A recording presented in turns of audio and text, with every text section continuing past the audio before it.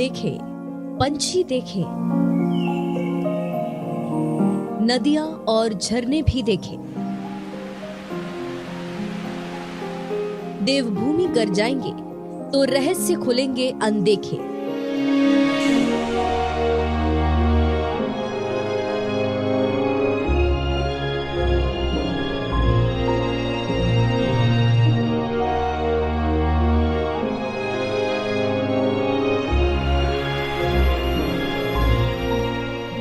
रहस्य की दुनिया से जुड़े एक अनोखे किस्से की तलाश में आज एक मैदान पर चलना होगा।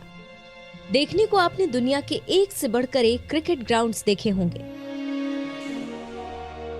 हिमाचल का धर्मशाला क्रिकेट ग्राउंड, कोलकाता का ईडन गार्डन्स, क्रिकेट का मक्का कहा जाने वाला लॉर्ड्स, सब देखे होंगे। लेकिन क्या आपने एबॉट माउंट क्रिकेट ग्राउंड के बारे में सुना है? जी हाँ, सही कहा, Abbott mount cricket ground.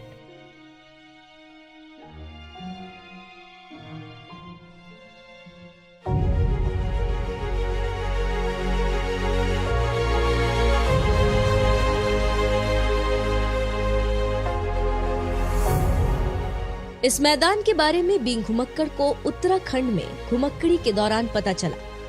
Champawat से लोहाघाट होते हुए करीब 23 किलोमीटर का सफर कर हम एबॉट माउंट मैदान की ओर बढ़े। ये ग्राउंड भूतिया किस्से कहानियों के लिए कुख्यात एबॉट माउंट से ठीक पहले बना है। धर्मशाला स्टेडियम भारत की सबसे ऊंचाई में बसा क्रिकेट ग्राउंड है, लेकिन लोकेशन, खूबसूरती के मामले में एबॉट माउंट ग्राउंड में कम संभावनाएं नहीं हैं। हम जिस जगह पर खड़े हैं वो धर्मशाला स्टेडियम से कम नहीं है। हम ऐसा क्यों कह रहे हैं, आप इसे समझिए। धर्मशाला स्टेडियम दरअसल कहा जाता है कि भारत में सबसे ज्यादा ऊंचाई पर बसा हुआ स्टेडियम है। उसकी ऊंचाई करीब करीब समुद्र तल से 7,500 फीट की है। लेकिन हम जिस जगह पर खड़े हैं, इस ग्राउंड की भी ऊंचाई समुद्र तल से करीब करीब 7,000 फीट की ऊंचाई पर है। मतलब कि कुछ ही फीट की ऊंचाई कम है बस धर्मशाला स्टेडियम से। लेकिन ये क्यों कहा जा रहा है कि धर्मशाला स्टेडियम से कम नहीं है? क्योंकि आप इस ग्राउंड को अगर देखेंगे, ये कहा जाता है माउंट एबॉट का ग्राउंड। माउंट एबॉट एक व्यवसायी थे जिन्होंने हिमालय की चोटियों पर एक ऐसा ग्राउंड तैयार किया जिसमें इंग्लिश काउंटी में खेलने वाले प्लेयर्स, वैसे प्लेयर्स यहाँ लाए जाते थे। वो प्लेयर्स महीनों महीनों तक यहाँ रहते थे और इस ग्राउंड में लगान मूवी में जैसी क्रिकेट आपने देखी थी, बिल्कुल वैसी ही क्रिकेट खेली जाती थी।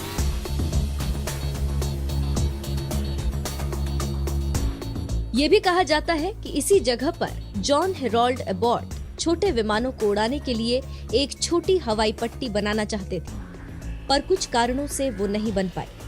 बाद में यही जगह क्रिकेट ग्राउंड के रूप में तब्दील कर दी गई। इस इलाके में जबरदस्त ठंड पड़ती है।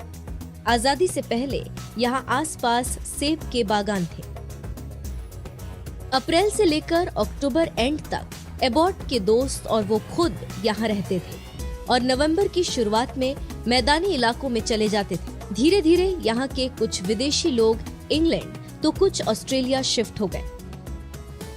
कुछ वक्त तक ये मैदान वीरान रहा, लेकिन क्रिकेट का जोर पकड़ने के बाद एक बार फिर एबॉट माउंट मैदान के बीचों बीच स्थानीय युवाओं ने क्रिकेट पिच बना ली। इस 22 गज में खुदाई करके पिच का निर्माण नहीं हुआ, ऊपर की घास को छीलकर इसे बनाया गया। एबॉट माउंट की सबसे ऊंची चोटी पर होने के चलते पिच पर छोटे छोटे कंकड़ पत्थर नजर आते हैं। 22 गज की पिच आपको नजर आ रही होगी। बहुत सख्त जमीन है ये, आप देखेंगे क्योंकि ये पूरा पहाड़ी इलाका है तो बहुत सख्त जमीन है। अगर आप इसे देखेंगे, मैं आपको दिखाना चाहता हूँ, ये बहुत सख्त जमीन है, इसलिए यहाँ पर बहुत अच्छे से क्रिकेट खेली जा सकती है। आप अगर देखेंगे, ये एक छोटा सा जो कंकड़ है ये अंदर धंस नहीं पा रहा। इसका मतलब कि आपको यहाँ कोई मैट बिछाने की जरूरत नहीं है। अमूमन आप देखते होंगे कि क्रिकेट पिच बनाने के लिए लाखों रुपए बहा दिए जाते हैं, लेकिन यहाँ पर अगर बनाई जाती तो बहुत अच्छी पिच बन सकती थी। लेकिन इसके बाद भी अगर थोड़ा सा इस पर ध्यान दे दिया जाए तो ये पिच बहुत शानदार हो जाएगी। 22 गज की पिच है, अच्छी पिच है। यहाँ से अगर आप स्ट्रेट की बाउंड्री देखेंगे तो करीब करीब वो 50 मीटर की बाउंड्री है। आप यहाँ से अगर खेलते हैं, यहाँ से अगर बैटिंग करते हैं तो ये 50 मीटर की स्ट्रेट की बाउंड्री है। यहाँ से अगर महेंद्र सिंह धोनी छक्का लगाएंगे तो उन्हें भी बहुत मशक्कत करनी पड़ेगी। हालांकि 70 मीटर जो इंटरनेशनल क्रिकेट में होता है वो बाउंड्री होती है, लेकिन आप देखेंगे अगर तो 50 मीटर से ज़्यादा की ये सीधी लंबाई है, यानी स्ट्रेट की बाउंड्री। कवर ड्राइव अगर आप देखेंगे, यहाँ अगर कवर ड्राइव खेलते हैं विराट कोहली तो उनको भी बहुत परेशानी होगी, क्योंकि जो पूरी बाउंड्री है यहाँ से अगर चारों तरफ की आप बाउंड्री लेंगे तो औसतन 45 मीटर की बाउंड्री यहाँ से बनती है।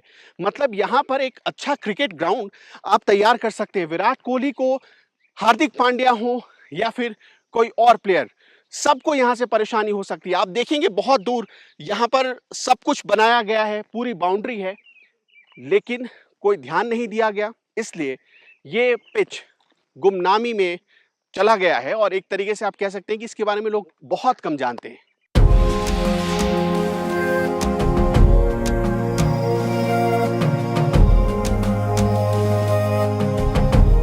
यही भी घुमक्कड़ की कोशिश है कि इस मैदान के बारे में लोग जानें, सरकार की आंख खुले कि उत्तराखंड की मिट्टी में कितना स्कोप है। थोड़ा सा पैसा लगाकर हिमालय की गोद में बने इस मैदान का पुनरुद्धार करने की आवश्यकता है। उत्तराखंड के पर्यटन को प्रमोट करने की जरूरत है। बहरहाल आगे बढ़ते हैं और जानते हैं कि मैदान के चारों ओर क्या क्या है। इस पूरे इलाके में अप्रतिम सौंदर्य है, मतलब खूबसूरती जर्रे जर्रे में बसती है। यहाँ पर यहाँ के सौंदर्य को देखकर आपका मन नहीं करेगा कि आप इस जगह को छोड़कर जाएं। और ऐसी जगह पर अगर क्रिकेट खेलने को मिल जाए तो भला आप इसे सोने पर सुहागा कह सकते हैं। ये क्यों खूबसूरती से भरी हुई जगह है आप समझिए। इस तरफ जब आप जाएंगे इस डायरेक्शन में तो आपको पंचाचूली पर्वत श्रृंखला मिलेगी। हालांकि कुहासा होने की वजह से, फॉग होने की वजह से आप इस वक्त देख नहीं पा रहे हैं। अगर आप इस तरफ जाएंगे, इस तरफ मेरे इस डायरेक्शन में जाएंगे तो यहाँ आपको छोटा केदार के दर्शन हो जाएंगे। इस तरफ आप नंदा देवी की तरफ बढ़ेंगे, इस तरफ अगर जाएंगे तो अगर इस ग्राउंड के इस डायरेक्शन में देखें तो वहाँ पवेलियन बनाया गया है। आप देखिए इस मैदान को कोई पहचान नहीं मिली, इसलिए वो पवेलियन आजकल जीर्ण शीर्ण अवस्था में है, टूटे फूटे अवस्था में है।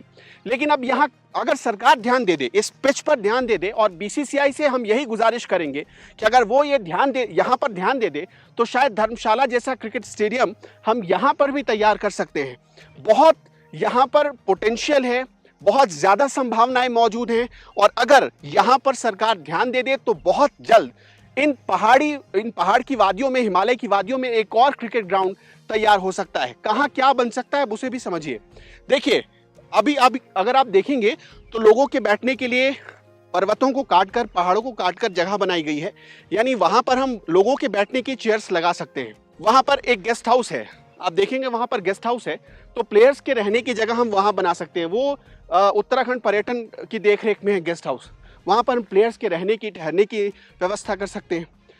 यहाँ पर स्थानीय लोग खेलते हैं तो हम ये भी हो सकता है कि फॉरेन के कुछ क्रिकेटर्स को लाकर यहाँ पर छोटे मोटे टूर्नामेंट करवा सकते हैं, जिससे कम से कम इस जगह की पहचान उभरती चली जाए।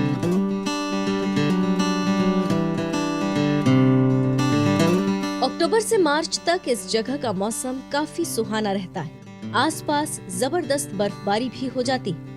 इन महीनों में पहाड़ क्रिस्टल क्लियर नजर आते हैं। तब इसी मैदान के चारों ओर त्रिशूल, मैक्ट्रोली, नंदकोट, नंदघोंटी और नंदा देवी जैसे हिमालय की चोटियों के दर्शन हो जाते हैं। अक्सर लोग इस इलाके में भूतिया किस्से कहानियों की तलाश में पहुंचते हैं। यहाँ बने चर्च, मुक्ति कोठी के रहस्य को समझने की कोशिश करते हैं, लेकिन वो इस मैदान को एक्सप्लोर करना भूल जाते हैं। बीइंग घुमक्कड़ के इस एपिसोड में बस इतना ही।